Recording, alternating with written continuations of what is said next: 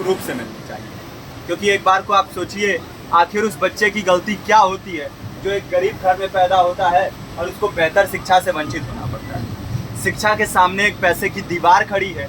जो जितनी ऊंची दीवार लांघ सकता है, जो जितना अधिक पैसा शिक्षा पे खर्च कर सकता है, वो उतनी बेहतर शिक्षा पा सकता है। लेकिन अगर एक देश एक है, लोकतांत्रिक देश है, तो शिक्षा भी सबको एक समान रूप से तो मिलनी ही चाहिए।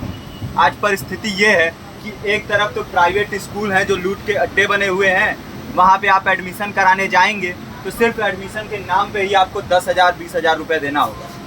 और कमीशन खोरी का ऐसा धंधा है कि कॉपी, किताब, टाई, बेल्ट, ड्रेस, जूता कहाँ से खरीदना है ये आप नहीं तय करेंगे वो प्राइवेट स्कूल वाले। यानी आम लोगों की मेहनत की आखिरी कौड़ी उनके जेब से वसूल लेना चाहते हैं।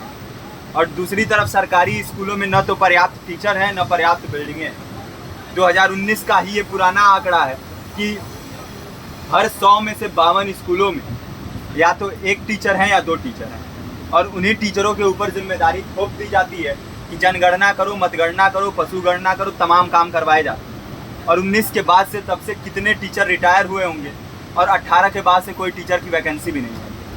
आप खुद भी सोच सकते हैं ये परिस्थिति और कितनी बिगड़ी हो। इसीलिए हम लोग ये मांग उठा रहे हैं, चाहे कोई राष्ट्रपति का बच्चा हो या किसी मजदूर का, सबको शिक्षा एक समान मिलनी चाहिए और निःशुल्क रूप से मिलनी चाहिए। प्रेमचंद ने अपने दौर में भी कहा था कि एक सभ्य समाज में ऊंची से ऊंची तालीम मुफ्त होनी चाहिए और इसका पूरा खर्च गवर्नमेंट को उठाना चाहिए। क्योंकि हमारे देश को फौज से ज़्यादा आवश्यकता तालीम की है। और शिक्षा से जुड़ता हुआ ही दूसरा मुद्दा हम लोग उठा रहे हैं। दूसरा मुद्दा है रोजगार का। रोजगार की परिस्थिति ये है कि आज सरकारी सेक्टर हो या प्राइवेट, सब कुछ ठेका संविदा के हवाले किया जा रहा है। परमानेंट नौकरियां लगातार घटाई जा रही हैं। इसी रेलवे में 1995 के आसपास लगभग 18.5 लाख कर्मचारी काम करते थे, लेकिन आज उनकी संख्या 12 लाख थी।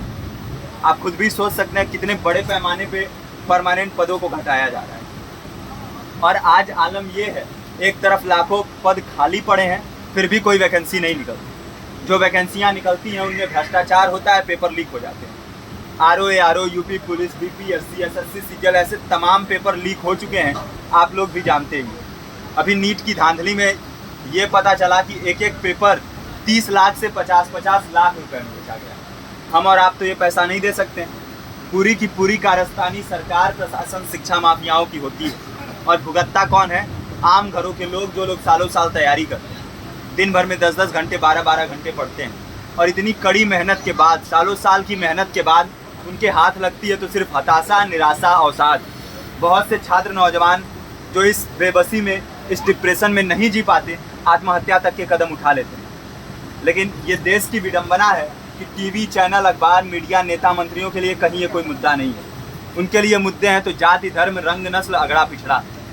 आज जब पूरी परिस्थिति इतनी भयावह है तो ये जरूरी है कि लोगों के बीच में जाया जाए, लोगों को संगठित किया जाए और एकजुट किया जाए। क्योंकि आज अगर अपने मुद्दों पर बोलेंगे नहीं तो कल को ये परिस्थिति और बिगड़ेगी। हो सकता है ले दे के अपनी ज़िंदगी तो हम लोग काट ले जाएं, लेकिन आने वाली पीढ़ियों को क्या भविष्य दे के जाएंगे, ये भी सोचने वाली बात है।